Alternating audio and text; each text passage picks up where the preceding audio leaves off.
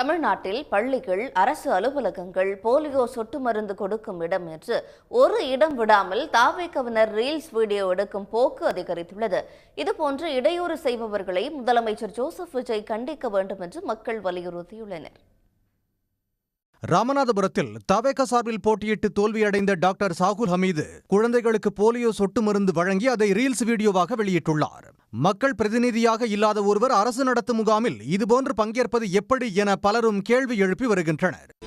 பயிற்சி பெற்ற செவிலியர்கள், மருத்துவர்கள் மட்டுமே கொடுக்க வேண்டிய போலியோ சொட்டு மருந்தை குழந்தைகளுக்கு வழங்கி தவேகவினர் ரீல்ஸ் வீடியோ எடுத்து வெளியிட்டுள்ளனர். சென்னை பெருங்குடி அரசு மருத்துவமனையில் நடந்த சம்பவம் இணையத்தில் வேகமாக பரவி வருகிறது. விருதுநகரில் குழந்தைகளுக்கு சொட்டு மருந்து வழங்கிய தாவேக நிர்வாகி முத்துவேல் அங்கிருந்த பணியாளரிடம் கோப்புகளை வாங்கியும் பார்வையிட்டு அதை ரீல்ஸ் வீடியோவாக வெளியிட்டுள்ளார். இந்த நிலையில் முத்துவேலை கட்சி பொறுப்புகளில் இருந்து 3 மாதம் நீக்கி மாவட்ட செயலாளர் செல்வம் அறிவித்துள்ளார்.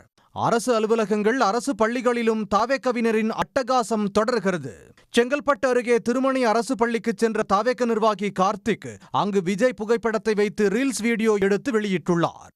திருவள்ளூர் மாவட்டம் திருத்தணியில் உள்ள அரசு பள்ளிக்குள் நுழைந்த தாவேகவினர் மாணவர்களுக்கு இனிப்பு, பேனா, பென்சில் வழங்கி அதை ரீல்ஸ் வீடியோவாக வெளியிட்டுள்ளனர். மதுரை மாவட்டம் அலங்காநல்லூர் அருகே அழகாபுரி ஊராட்சி ஒன்றிய நடுநிலைப் பள்ளியில் கடந்த ஞாயிறு அன்று மேற்கூரை இடிந்து விழுந்தது. இந்த நிலையில் அதை ஆய்வு செய்வதாக பள்ளி நடந்து கொண்டிருந்த போது அங்கு சென்ற தாவேகவினர் மாணவர்களுக்கு இடையூறு அளித்தனர்.